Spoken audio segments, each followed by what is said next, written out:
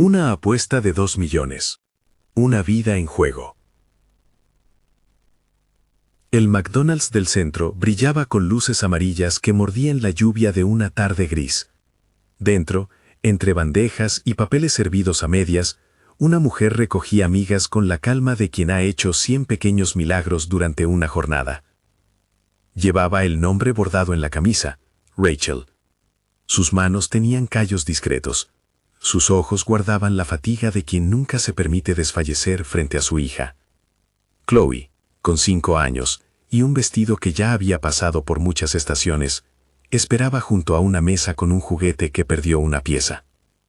Era un domingo que no prometía nada más que trabajo, hambre y la espera de la cuenta bancaria al final del mes. En otra mesa, un grupo de hombres reía con la desfachatez que compra todo, botellas diminutas en vasos grandes, apuestas pequeñas que se inflaban con orgullo. Blake Harrison estaba ahí, el brillo de su reloj casi tan llamativo como su sonrisa medida. CEO a los 40 y algo, acostumbrado a ordenar mundos enteros con un gesto, se movía con esa confianza que podría convertir un no en un sí con suficiente diplomacia. Su vida era una serie de resultados. Sus días se resolvían con cifras y decisiones que rara vez manchaban sus manos.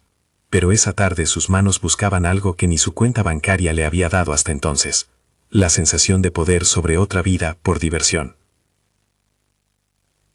Caleb Turner, amigo y provocador, empujó el vaso hacia Blake y dijo en voz alta, mitad broma, mitad desafío: hazlo por 2 millones. Si la conviertes en tuya, te doy 2 millones. ¿Aceptas? La frase cayó como una moneda en un pozo. La risa estalló, no por el dinero, por la idea de convertir la vulnerabilidad ajena en trofeo. Blake sonrió con la rapidez de quien ve una nueva inversión de ego. Hecho, contestó, como quien firma un contrato sin leer la letra pequeña. Nadie pensó en consecuencias. Nadie, excepto la mujer que recogía migas al frente. Blake observó a Rachel mientras hablaban. Era un detalle que no pasó desapercibido. La manera en que ella entregaba una hamburguesa con respeto, su silencio que no era timidez sino un escudo. Aquella mirada fue una posibilidad cómoda, la curiosidad de quien colecciona experiencias distintas a su rutina de banquetes y juntas. Lo haré, insistió. Y la idea que nació en broma se transformó en un plan estructurado. Cortejarla, conquistaría su atención, la persuadiría, la haría caer. Para los hombres en la mesa fue un juego. Para Rachel, era otra jornada en la que debía evitar que su hija sintiera el frío de la inestabilidad. La primera vez que Blake se acercó a su mesa lo hizo con la suavidad de quien sabe que el protocolo puede mover montañas. No entró con flores ostentosas ni con frases ensayadas. Trajo un vaso de café extra y una pregunta sin retoques. ¿Puedo sentarme? Rachel lo miró por un instante, midiendo, y luego asintió con la misma pulcritud con la que cumple un turno. No le gustaban las distracciones. Su tiempo estaba hipotecado por deberes más sólidos que el azar de los desconocidos. Blake, sin embargo, tenía una paciencia que se vestía de persistencia. Volvió al día siguiente, y otro, y cada visita rompía un poco la coraza de Rachel sin violencia, con gestos medidos. Una tarjeta de crédito de emergencia no era su estilo, pero un café y la escucha podían decir mucho. No hubo promesas grandilocuentes, ni discursos románticos. Blake ofrecía compañía, algo de ayuda logística, horarios que apoyaban el colegio de Chloe, una oferta que resonaba en el lugar donde las facturas se acumulan cada fin de mes. Rachel se dejó acercar con cautela, siempre con un ojo en Chloe, con la conciencia intacta de que su prioridad era la niña. Ella no era un trofeo ni un objeto de apuesta, era una madre que evaluaba riesgos. Sus amigos en el barrio sabían que Rachel no perdía el rumbo por halagos ni por riqueza. Pero la propuesta de Blake tenía una arista que cambió la ecuación: estabilidad real, no un gesto pasajero. Los domingos, Chloe esperaba que Rachel llegara a la casa con alguna sorpresa, o al menos con la sensación de que el dinero alcanzaría hasta el fin del mes. A veces Rachel llegaba con una sonrisa forzada, a veces con la mirada baja que esconden las deudas. Blake comenzó a aparecer en fotos que Rachel no hubiera imaginado, no en su teléfono, sino en pequeñas escenas cotidianas. Ayudaba con la tarea una tarde, otra empujó la carriola mientras Rachel compraba una caja de cereal en oferta. Eran actos concretos, no promesas en el aire. Cada gesto sumaba confianza en aquel curioso experimento que había nacido de una apuesta en una mesa de comida rápida. Los vecinos murmuraban. En el parque, las madres observaban curioso al millonario que bajaba al tobogán para quedarse a mirar a Chloe. Había quienes pensaban que Rachel vendía dignidad por seguridad. Otros decían que finalmente alguien la estaba mirando. Pero Rachel decidió con la claridad de alguien que ha gastado demasiadas noches buscando soluciones. Si una unión legal ofrecía seguro médico, acceso a una mejor escuela y la posibilidad de pagar un alquiler sin sobresaltos, entonces la decisión dejaba de ser romántica y se convertía en una estrategia de supervivencia. No era una rendición romántica, era una elección maternal. La propuesta de matrimonio no fue una escena de película con lluvia y música swelling. Fue una conversación en la cocina de la casa de Rachel, con Chloe dormida y una lámpara tenue sobre la mesa. Blake apareció con algo sencillo, una alianza sin el brillo estridente de las joyas de su mundo. Dijo que quería formalizar lo que ya había empezado, porque, en palabras que fallaban al evitar su culpa, quiero darte seguridad. Rachel escuchó y pensó en los años de trabajo, en las noches en las que rezaba para que la calefacción no fallara, en la voz de su hija pidiendo unos zapatos nuevos. Pidió tiempo para pensarlo y no aceptó en un instante. A la semana aceptó. No lo hizo por una promesa etérea de amor instantáneo, sino porque veía en aquel gesto una vía para sacudir el peso cotidiano que amenazaba la niñez de Chloe. La boda fue íntima y sorpresivamente correcta. No hubo alfombras rojas ni equipos de prensa. Blake y Rachel lo quisieron así. Una ceremonia pequeña, con las dos familias y algunos pocos colegas. Para Blake fue un movimiento que algunos llamaron impulsivo, otros estratégico. Para Rachel fue una puerta que se abría. Chloe llevó unas flores de papel que hizo en la escuela. Su carita fue la única garantía que Rachel necesitaba. El día del casamiento, Blake trató de no pensar en la apuesta, esa sombra que aún recorría sus pensamientos en las noches como una deuda que no se salda con firmas. Se prometieron cosas sencillas, que ahí sonaron más auténticas por su falta de grandilocuencia. Cuidarse, ser honestos, procurar que Chloe tuviera lo que necesitaba. Los primeros meses en la mansión fueron una mezcla de sorpresa y distancia. Para Rachel, la casa era un museo de objetos aparentemente inútiles. Para Blake, el hogar que ahora compartía necesitaba aprender a latir en tempo humano. La intimidad no vino de inmediato. Había habitaciones que Rachel no tocaba, cuadros que el dinero había comprado sin historia. Pero en la rutina se deslizaron momentos que nadie habría apostado. Blake leyendo un cuento infantil con la voz baja que nunca usaba en las juntas. Rachel enseñándole a Chloe a preparar panqueques, una cena familiar que terminó con risas torpes. Esos gestos parecían disminuir la excentricidad del matrimonio y acercaban a Blake a una vida que jamás habría elegido por aburrimiento. Aún así, había un pozo amargo que no se disolvía. La pregunta silenciosa de por qué Rachel había decidido confiar. No era solo dinero, era la seguridad de una manutención constante, sí, pero también la esperanza de que una firma en un papel resolviera el cansancio acumulado. Blake lo comprendía solo a medias. Le costaba ver que su oferta, por más legítima que se presentara en términos materiales, provenía de un lugar que había sido herido antes: orgullo, la confirmación de poder. No era suficiente decir «lo siento» en los silencios. La duda, tanto en Rachel como en él, se instaló como un visitante no invitado. Los primeros destellos de cambio en Blake no fueron heroicos. No vendió su primera empresa de la noche a la mañana, ni donó millones en una sola jornada. Empezó con cosas pequeñas. Escuchó a Rachel sin interrumpir. Pidió perdón por halagos que la habían hecho sentir observada. Asistió a la reunión de padres una tarde para comprender mejor el mundo de su hijastra. En la intimidad, comenzó a preguntarse si había maneras de ser distintos sin que alguien lo señalara por débil. Aprendió a preparar un almuerzo que Chloe prefería, a reír con una película que no tenía referencias culturales de su círculo. Esos cambios parecían mínimos, y sin embargo, para Rachel, la diferencia entre palabra y acción adquiría un peso. La transformación no era dramática, era cotidiana. Al mismo tiempo, la sociedad de Blake no aceptaba sin ruido la figura de la nueva familia. Había chismes en redes, columnas que hablaban de la aventura del millonario y de la velocidad con la que la pareja había decidido legalizar una unión que, para algunos, olía a transacción. Para Rachel, esos comentarios eran golpes que los golpes económicos no dan, humillación pública, la certeza de que no todos reconocían su dignidad ni su derecho a elegir. Blake tomó nota de esas heridas. Vio cómo Rachel cerraba el teléfono para no leer por la noche, cómo evitaba salir cuando la mirada de otros era demasiado pesada. Fue una mirada que le incomodó el orgullo y que en su incomodidad empezó a corroer la frivolidad con la que había aceptado la apuesta. Las noches en la mansión tuvieron ecos inesperados. En una de ellas, Blake caminó por el pasillo y encontró una caja de recuerdos escondida en el armario de Rachel, fotos en blanco y negro de un pueblo pequeño, recortes de un periódico con titulares sobre fábricas cerradas, una carta con un membrete que hablaba de despedidos y promesas incumplidas. Había nombres, rostros, fechas. Fue la primera vez que la palabra consecuencia dejó de ser un concepto ejecutivo y se volvió material. Blake no supo qué hacer con esa evidencia. La miró como quien observa un indicador en una pantalla, buscando culpables, porcentajes, mitigaciones. No obstante, algo en su garganta se tensó. Rachel lo vio mirar la caja.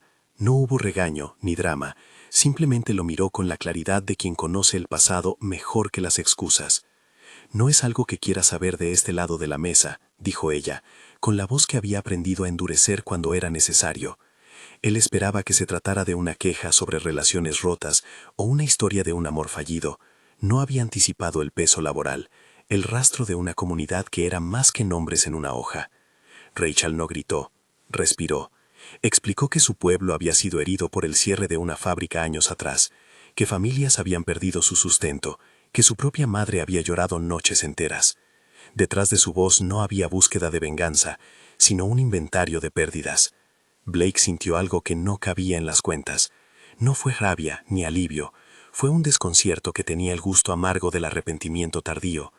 Recordó reuniones, llamadas con cifras, decisiones que se tomaron en oficinas con aire acondicionado, sin imaginar las manos que esas resoluciones dejarían sin trabajo. Quiso defenderse con argumentos técnicos, la globalización, la eficiencia, la supervivencia del negocio. Pero al pronunciar las palabras se le deshicieron en la boca como quien usa un argumento cualquiera frente a una foto de una mesa vacía donde antes había comida. La explicación ya no servía. El problema no era la lógica empresarial, era que las vidas se habían roto y alguien debía responder por ello. La conversación terminó con silencios largos y miradas que se cruzaron.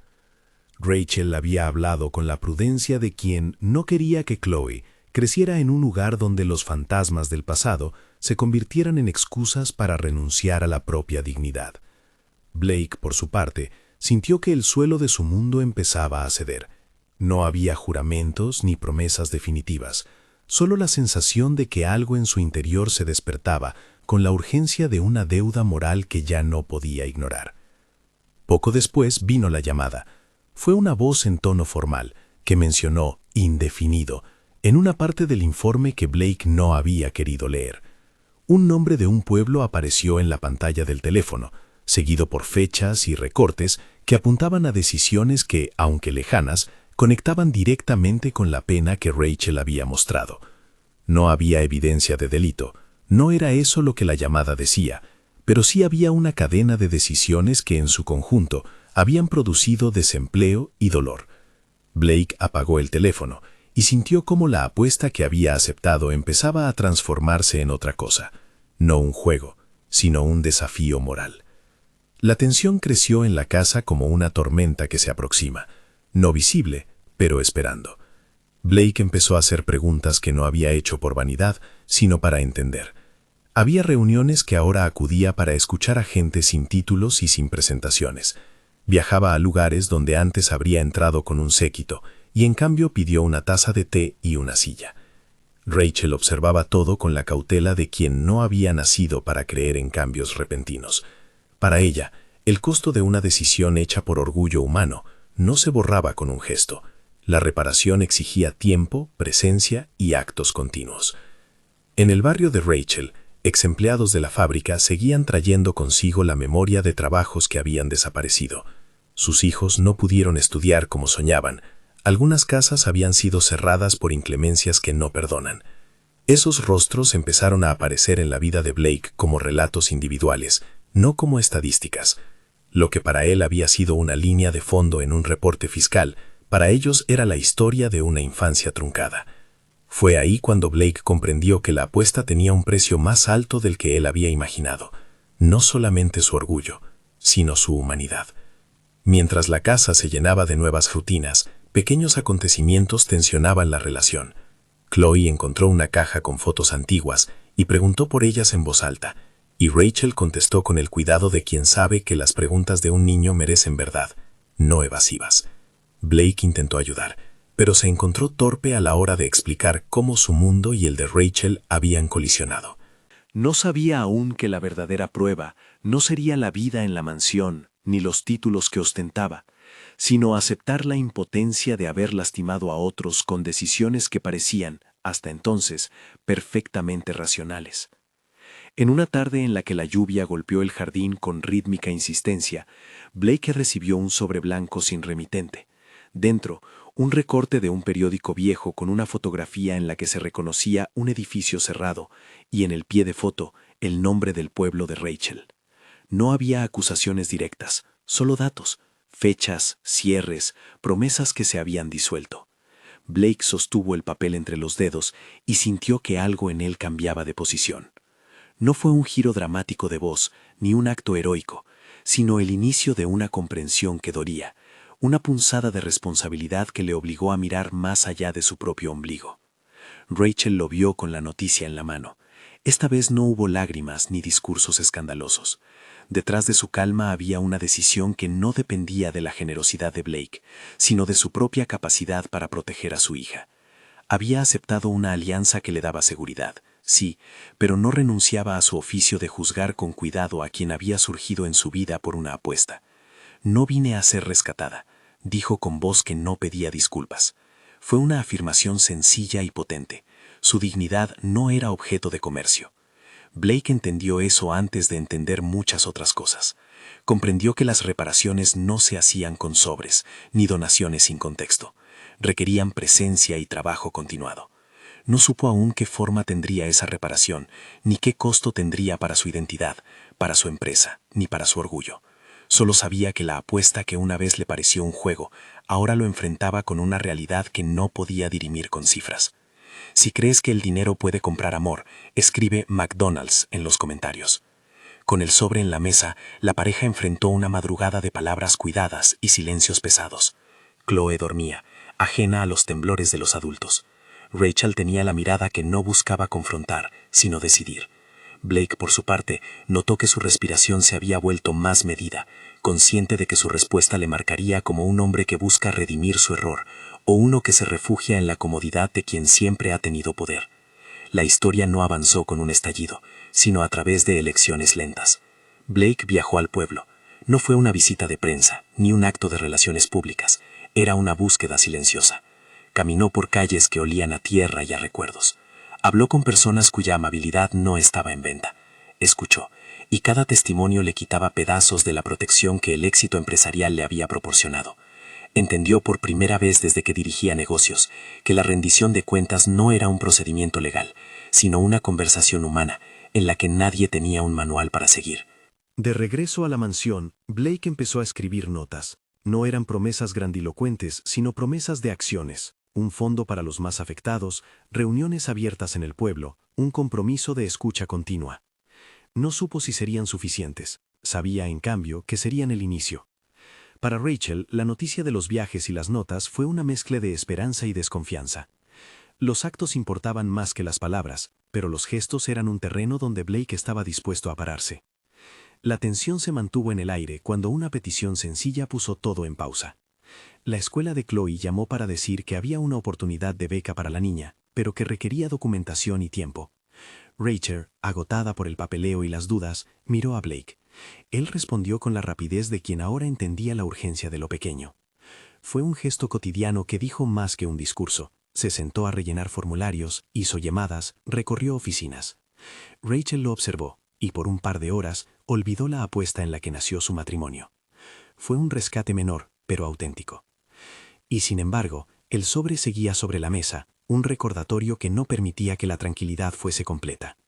Blake sabía que la verdadera prueba no estaría en resolver la beca de Chloe, sino en aceptar que su camino hacia la reparación implicaría pérdidas. El dinero que había ganado ya no era una cifra para felicitarse. Debía convertirse en una herramienta que arreglara lo que se había roto, si eso era posible. La historia avanzaba a pasos medidos. Había amor en ciernes, sí, pero infantil aún, y mucho trabajo por delante. En la casa grande, entre juguetes humildes y vajillas caras, se tejía una vida que ambos estaban comenzando a habitar. Lo que nadie podía prever con certeza era hasta dónde estaban dispuestos a llegar para reparar lo que una apuesta había desencadenado. Y en algún lugar en la penumbra de las decisiones, una verdad comenzó a emerger. Algunas apuestas no se ganan ni se pierden, solo revelan quién eres cuando todo se vuelve real. Una noche, mientras Blake revisaba documentos, encontró un archivo con un nombre que le hizo detener el aliento. Era un informe que conectaba decisiones de su empresa con el cierre de la fábrica mencionada en la caja de Rachel. No había, al menos en ese papel, fraude ni delito explícito. Había decisiones empresariales que en su catenación habían dejado comunidades sin futuro. Blake dejó el documento sobre la mesa y miró la casa a su alrededor. Las sillas vacías, los juguetes en el suelo, la lámpara que arrojaba una luz cálida sobre una mesa donde la vida intentaba recomponerse. Sabía que lo que venía no sería sencillo. Sabía también que la apuesta que lo había empujado a casarse ya no era la cuestión central. La cuestión era la reparación, y el costo de intentar sanarla lo esperaba. Blake guardó el sobre la mesa como quien coloca una señal luminosa en medio de la oscuridad, no para ocultarla, sino para recordarla cada vez que quisiera distraerse. Aquella noche, la casa tuvo un silencio distinto. No era la paz de quien todo lo tiene, sino la quietud de quien comprende que algo está a punto de romperse o a punto de recomenzar. Blake no dormía. Se levantó varias veces y caminó por la sala observando objetos que antes no le decían nada y que ahora parecían acusarlo con su sola presencia. Un juguete de plástico roto sobre la alfombra, una taza con una mancha de leche seca, una foto de Chloe con las mejillas manchadas de helado. Aquellos detalles, pequeños y cotidianos, eran lo que más pesaba. Al día siguiente, tomó la decisión de no hablar en abstracto. Llamó a su asistente y canceló reuniones. Pidió un vuelo a un pueblo que hasta entonces tenía en su mapa solo como una fila en un informe. No hubo prensa, ni cámaras, ni anuncios. Llegó en un coche sin escolta. Cuando bajó, lo recibió el olor de tierra mojada y de pan recién horneado. La gente lo miró con la mezcla de curiosidad y recelo que suelen dar los encuentros inesperados entre mundos distintos. Había carteles en algunas plazas, y no eran felicitaciones. Aquí trabajamos y perdimos, decía uno. Otro, más discreto, mostraba fotos de aquellos que habían emigrado buscando trabajo lejos de su hogar.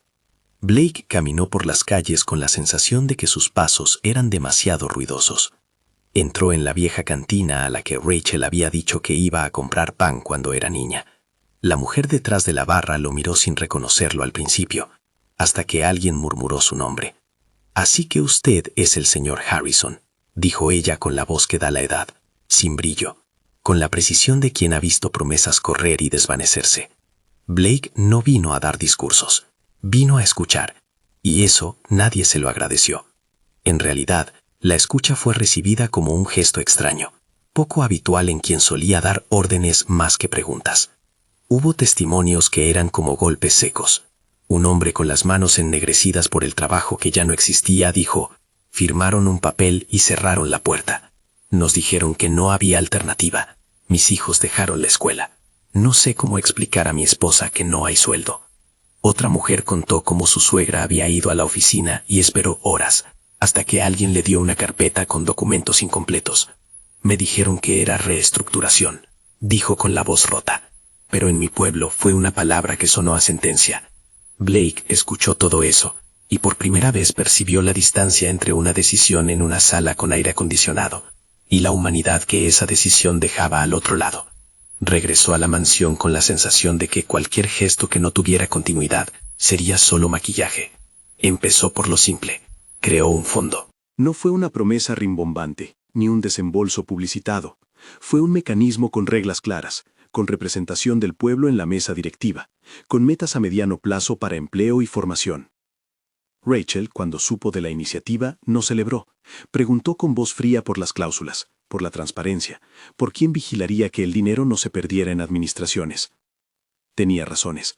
Había visto cómo promesas se convertían en titulares de un día y en silencio al siguiente. Blake respondió con papeles, fechas y nombres, y también con la disposición a aceptar que la supervisión no fuera solo suya.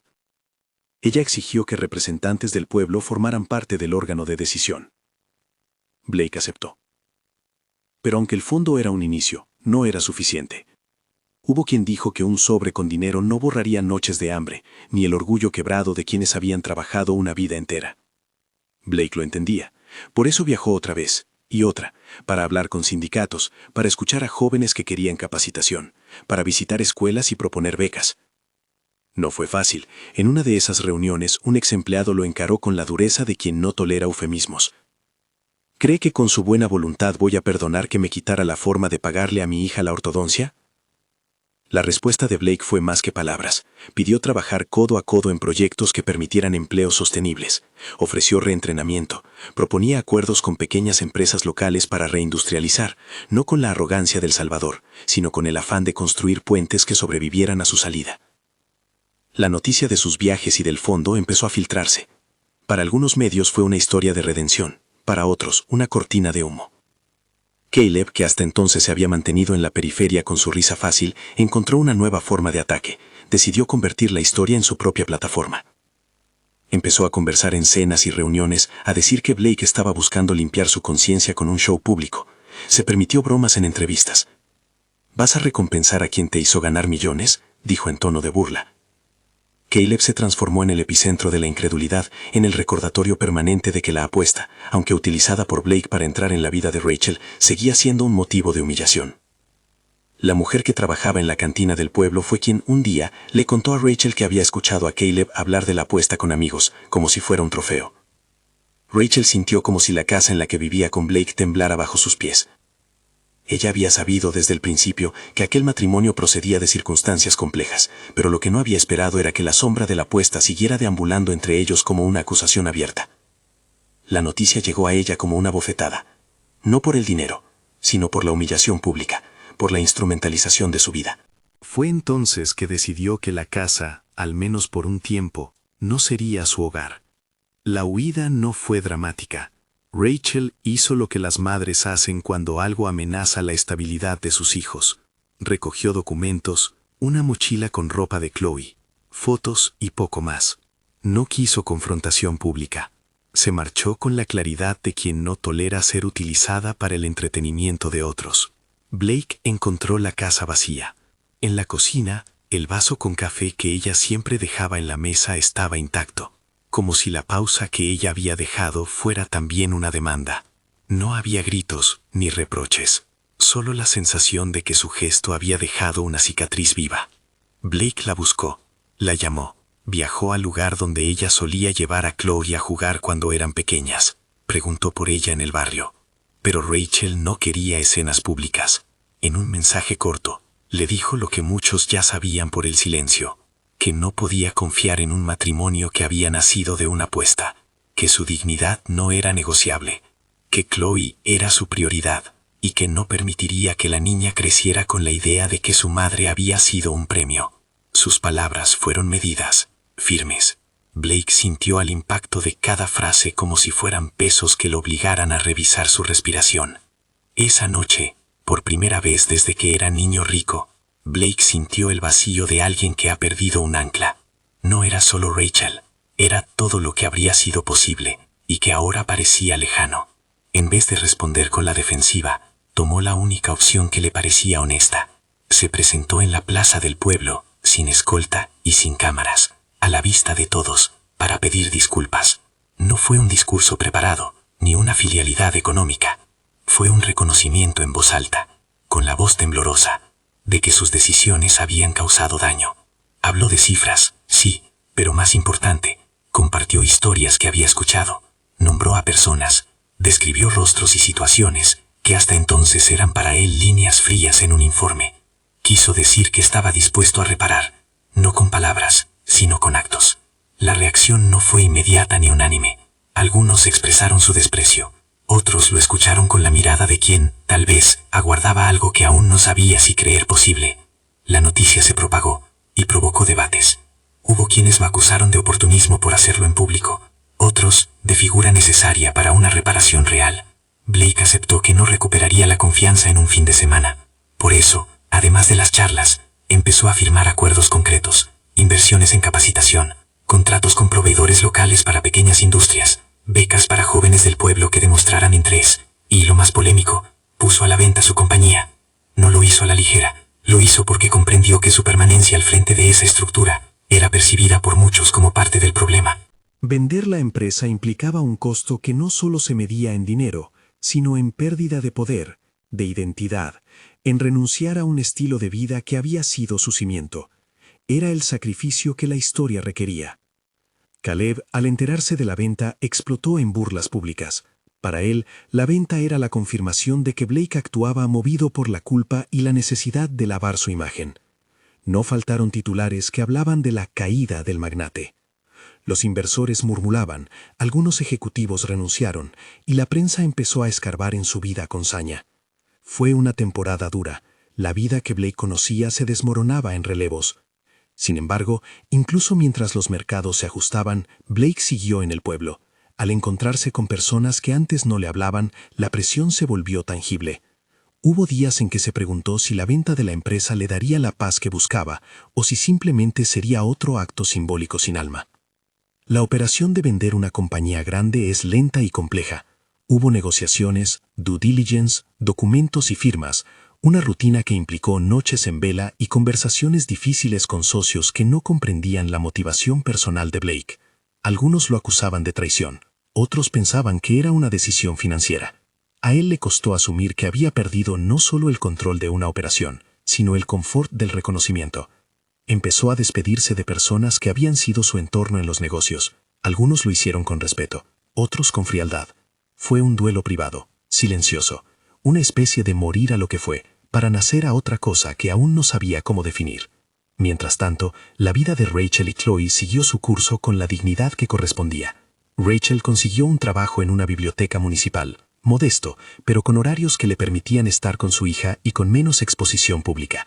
No buscaba la luz de los reflectores, buscaba reconstruir una vida que fuera coherente con su idea de protección y autonomía. Chloe, por su parte, parecía llevar la transición con la inocencia de su edad. Preguntaba por la mansión de manera curiosa y de vez en cuando mostraba dibujos que mezclaban casas enormes con parques y abuelos. Rachel sonreía con la rigidez de quien reconstruye un entorno seguro y cuidaba de que la presencia de Blake, si volvía de manera puntual, fuera siempre en términos de lo que convenía a Chloe. Los meses pasaron con la cadencia de los gestos pequeños. Blake no apareció en portadas cada semana. Su historia dejó de ser noticia monótona y pasó a ser un rumor que algunos seguían con interés. En el pueblo, sin embargo, había efectos tangibles. La primera fábrica pequeña que abrió gracias a las inversiones del fondo dio empleo a 30 personas. Las becas empezaron a llegar a jóvenes con interés en mecánica y oficios. Se abrió un centro comunitario que sirvió para talleres de oficio y apoyo escolar. No eran milagros, pero eran piezas que antes no existían. Fue en ese tejido donde se comenzó a reparar, poco a poco, aquello que se había roto. Rachel observó esos cambios con la cautela de quien sabe que una buena acción puede ser efímera. Se presentó en las reuniones del fondo como representante no oficial del pueblo, no para ser protagonista, sino para vigilar que su gente no fuese otra vez objeto de buenas intenciones vacías. Puso condiciones: supervisión, transparencia, participación comunitaria en las decisiones. Blake aceptó. Hubo momentos de tensión en esas reuniones. En más de una ocasión, la discusión subió de tono, y Blake tuvo que recordar que la voz que debía tener peso era la de quienes habían sufrido. Aprendió a ceder espacio a otros, y con el tiempo, a sentir que ese acto de ceder le daba una forma distinta de fortaleza. La venta de la compañía concluyó después de meses difíciles. No fue una transacción que lo hiciera rico más allá de lo que ya era. El precio fue ajustado para garantizar que los recursos destinados a la reparación tuvieran un rumbo realista. Blake no buscó una salida honorable para conservar su ego. Buscó cerrar un ciclo. Con la firma final, sintió una pérdida profunda que no se podía mitigar con palabras. Había perdido la vida que conocía. Había ganado la posibilidad de construir otra. Algunos de sus antiguos socios se distanciaron. Caleb se regodeó en los corrillos y difundió la noticia como prueba de la derrota de Blake. Pero para Blake, aquello fue un alivio contraído. Ya no sería posible cerrar los ojos y fingir que la vida de otros era una estadística. La consecuencia humana fue inmediata. La gente del pueblo vio inversiones sostenidas llegar, no en titulares, sino en contratos y nóminas.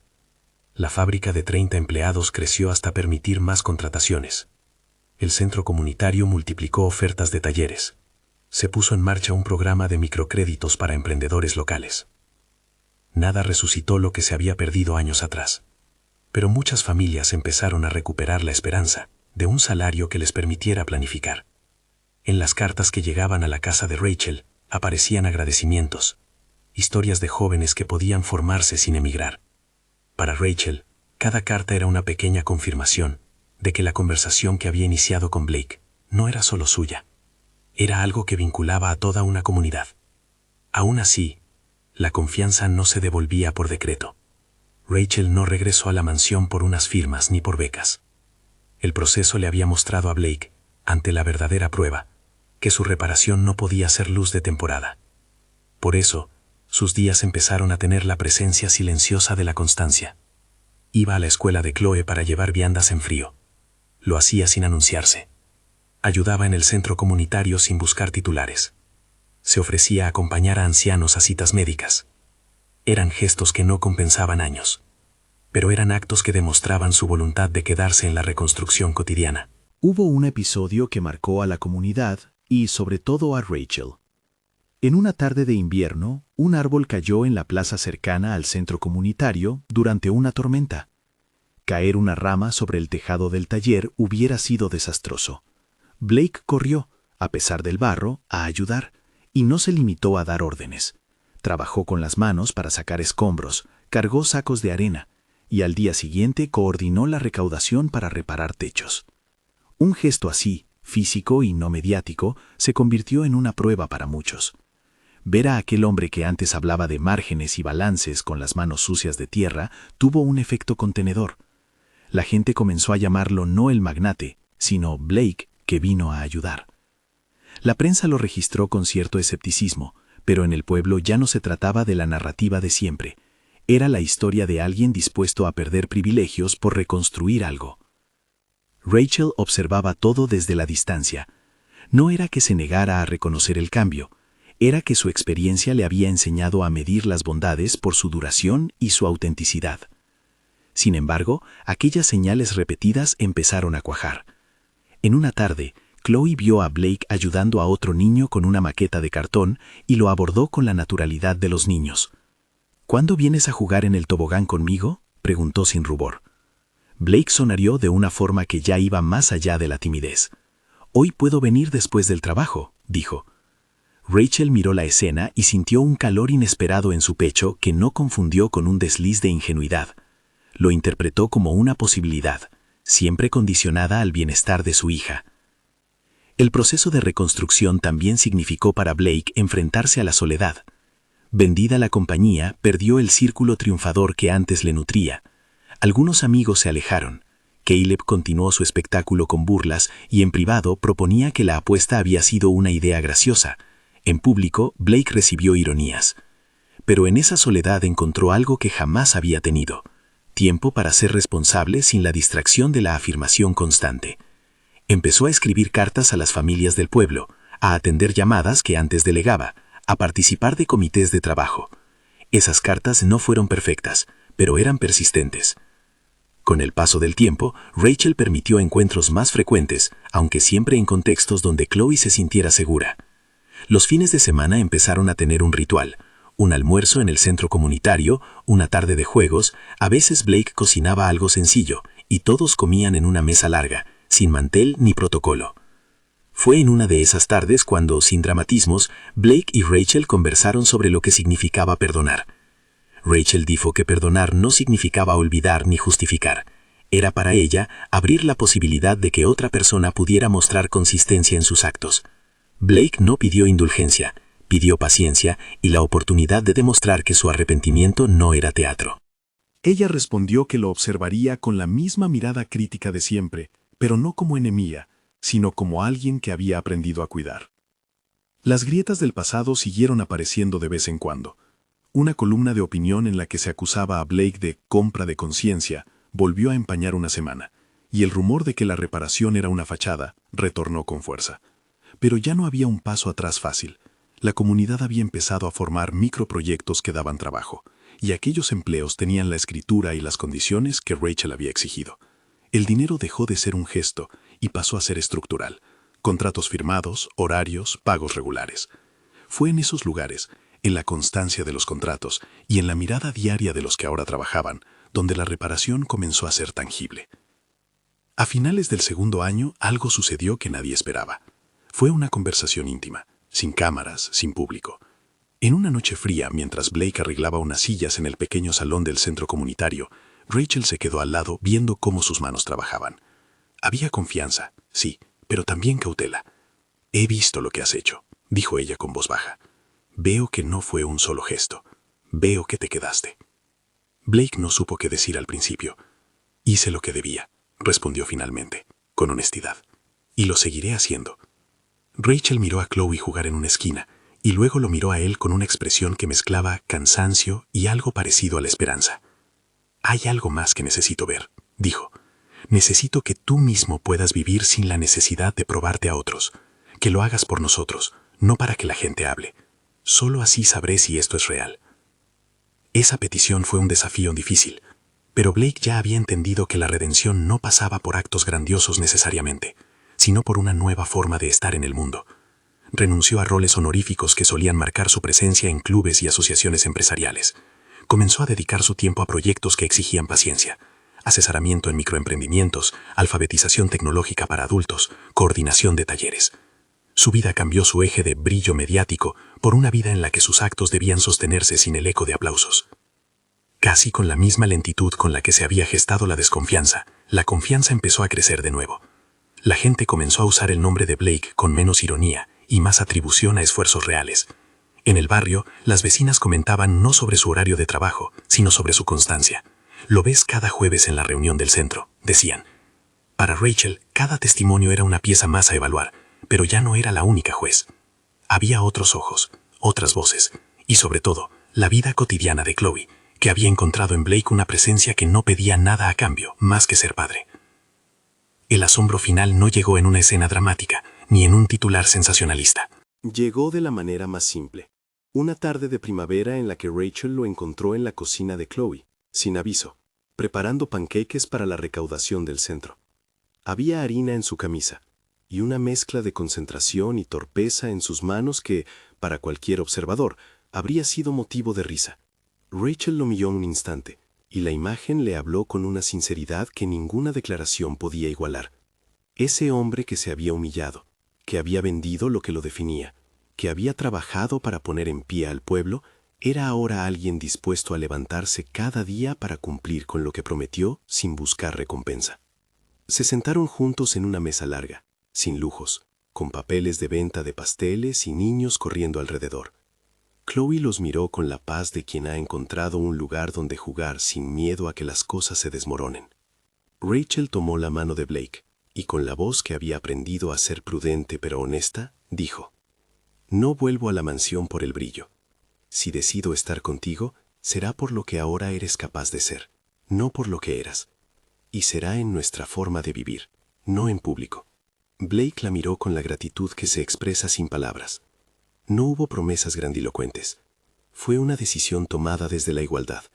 Rachel volvía al proyecto común si su dignidad y la de Chloe eran respetadas, y si la comunidad continuaba teniendo voz y control sobre lo que se hacía con los recursos. El siguiente paso fue pequeño y ceremonial, una boda renovada. No fue un espectáculo, ni un show, sino un acto íntimo decidido por Rachel y acordado con la comunidad. El centro comunitario se decoró con papeles hechos por los niños.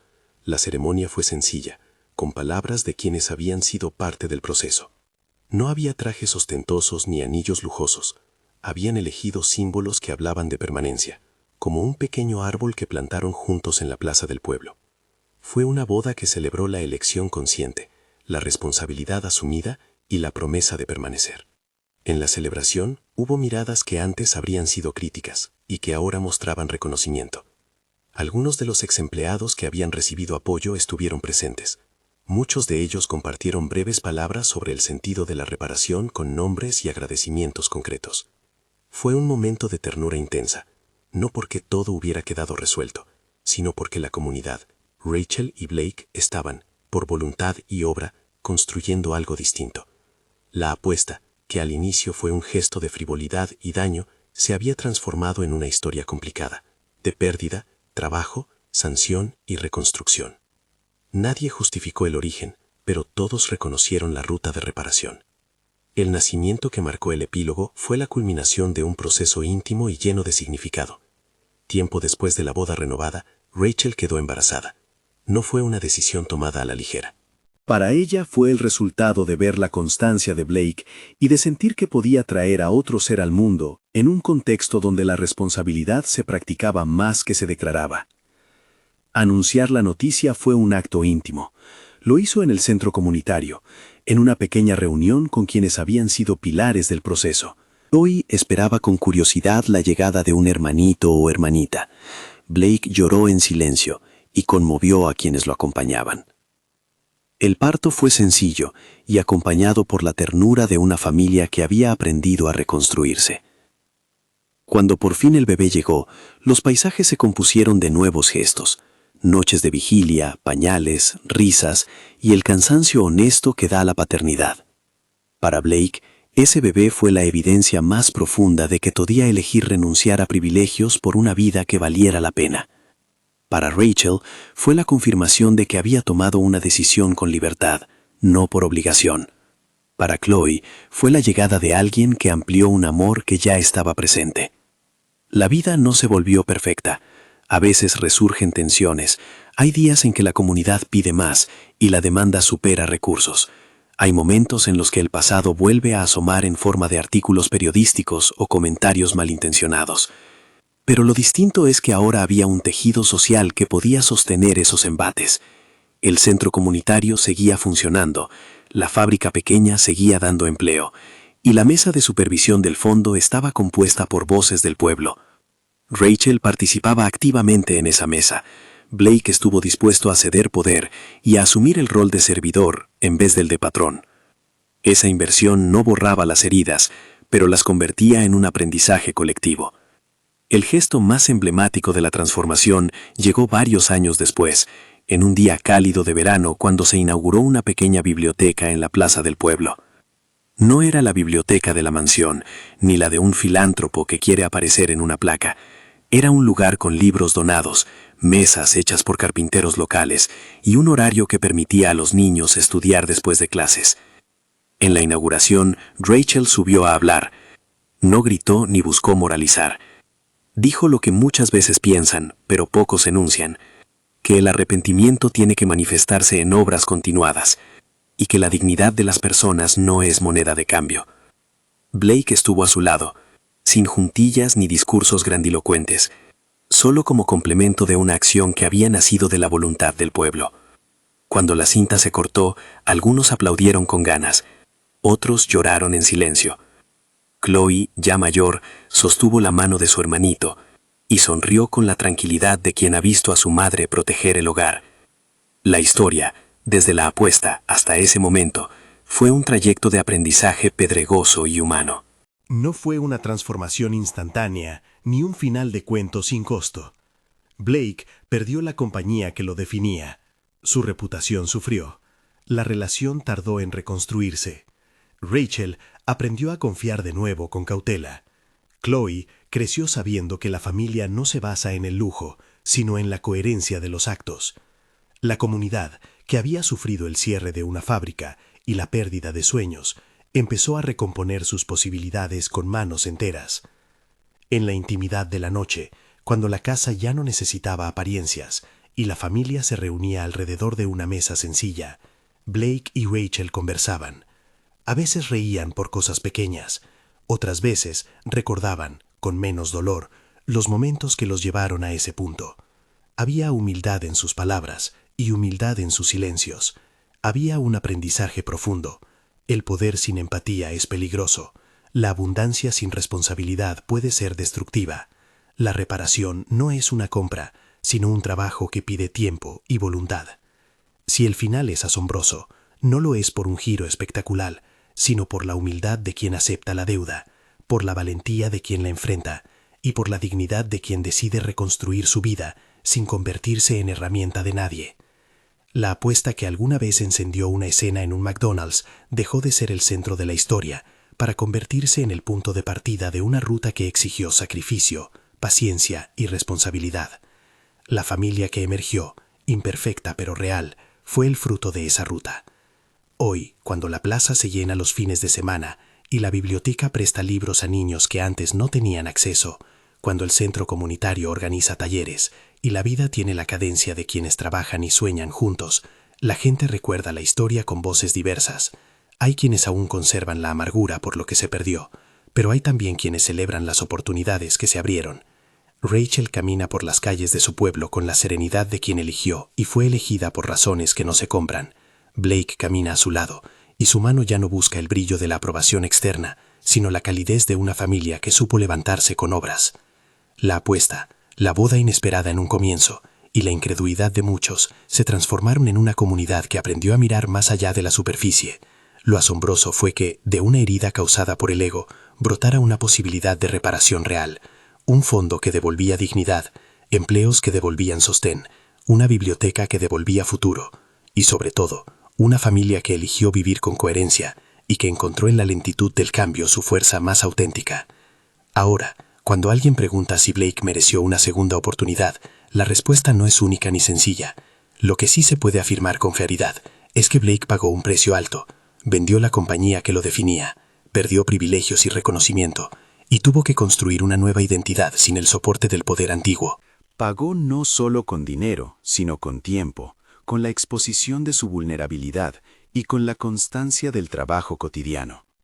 Rachel, por su parte, no volvió por la posibilidad de riqueza, sino porque halló en Blake una voluntad sostenida de ser mejor, no para los demás, sino para la familia que estaban formando.